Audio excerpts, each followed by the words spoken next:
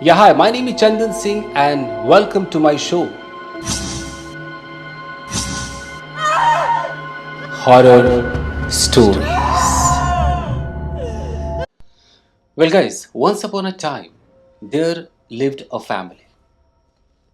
There were four members in the family: husband, wife, and two children. They lived in Delhi. One day they decided to shift to Noida because husband had been transferred to Noida. So they came to Noida. It was 1999. It's a real story, guys. So they went here and there to take a room on rent. Finally, they liked one room. It was a big room, but that room had been vacant for many months.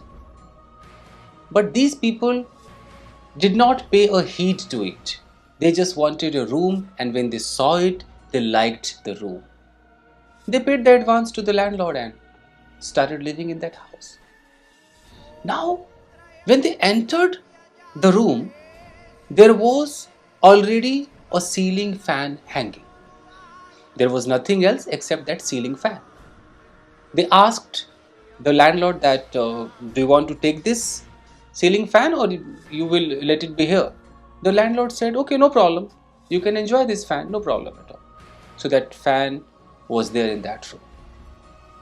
Now, the very first night, when they were sleeping in that room, suddenly they could feel as if a kind of sound was emanating from that ceiling fan. Sometimes it was a kind of sobbing sound. Sometimes it was very bizarre sound. They were not able to figure out what was going on.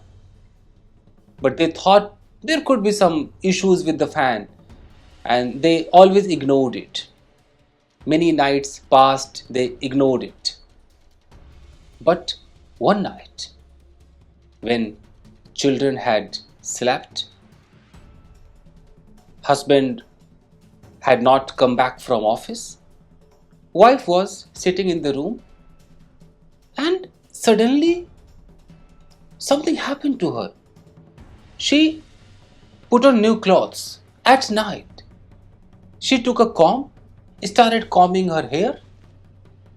She got totally dressed up, and after that, she took a stool, put a stool just under the fan, and she took her scarf, her dupatta, and she put one end of the dupatta to the ceiling fan and tied a knot.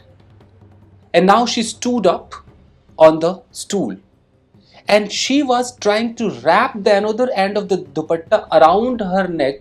Suddenly, somebody started knocking the door.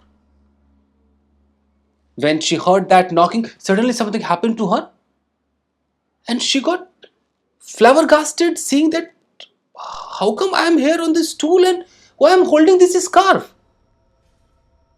However, she came down, opened the door. It was her husband at the door. Husband came inside and first asked, hey, you are totally dressed up, what's the matter? And suddenly he saw that there was a stool under the fan and a scarf was hanging. One end of the scarf was tied to the fan. He was absolutely baffled. Started asking, what happened? What were you doing? Were you trying to commit suicide or what? Wife said, why would I do this? I'm very happy. Why would I commit suicide? But she could not comprehend why she did it. She said the same, that I don't know why I got dressed, why I put this stool, and how come I tied a knot to the fan. Nobody could do anything, and anyhow, they went to bed and they hushed up this matter anyhow. Now, and that fan sound was going on every day. Every night they could hear a kind of sobbing or different bizarre sound. The father-in-law of that lady came there. He wanted to stay there for a couple of weeks. So he was there, and one evening all these family members had gone to the terrace, and father-in-law was alone sitting in the room. Suddenly, light went off. Father-in-law was sitting and making tobacco for himself. He saw that at the gate a shadow came. It was the shadow of a girl. That shadow came and stood at the gate. She wanted to come inside, but she was not coming. She was just peeping here and there. And that old man could see everything. He was making his tobacco and he was wondering who would be at the gate. And he asked, "Yes, who are you? Who's there?" Then that shadow started stepping back. He also got up from the bed. He started going towards the door. When he went to the door, he saw that the shadow was going, and suddenly the shadow entered the bathroom. There was a bathroom and entered the bathroom. This man followed, and he first knocked the bathroom door to check whether really somebody went inside or not. And then he just slightly pushed the door inside. It got pushed, it opened. There was no one in the bathroom. Now he comprehended everything. He was an old man, experienced person. He must have seen many souls in his life. He figured out. He comprehended that, oh my God, paranormal activity was going on. He locked that door. He went to the terrace and he narrated everything to the family members. Then all the family members started thinking about this. They started pondering over that, oh my God, when that sobbing sound emanates, it could be the reason.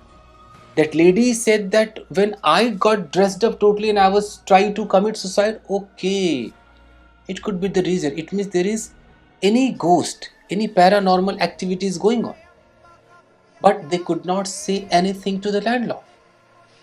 Next day, when the man went to the nearby shop to buy something, some groceries, he seemed very dejected. So the shopkeeper asked, "Oh, what happened, sir? You feel so dejected today?" He narrated everything that, in that room we are experiencing such things. Then that shopkeeper said, "Sir, you don't know what happened to that room?" The man said, "No, I don't know. What happened?" He said, "Sir, don't reveal my name. I'm going to tell you what happened." Then the shopkeeper said that there was a girl who lived in that room alone. She used to work and she used to take groceries from my shop. And one day she was found dead hanging from the same ceiling fan. And that ceiling fan was not taken off. This is the same ceiling fan. Then that man got absolutely frightened. He went to his house, he narrated everything, and then he called the landlord and he said everything to the landlord. Then landlord had to agree that yes, it happened in this house, but we just wanted our room to be given on rent anyhow. That's the reason we could not reveal. We are sorry. We did not know that it would happen. Those people said that okay, now we cannot go away. We will do some exorcism and after that we will live in the same house. And they called one exorcist. They did the exorcism. They did some puja part, everything, and they lived in the same house. And after that, they did not feel anything. This is also a real story, guys. I always tell you that in real stories, there is no masala. Everything is fact. That's the reason real story is always small. I believe you must have liked it. If you're new to the channel, subscribe to it and like my video. See you in another episode. Thank you, guys. Thank you.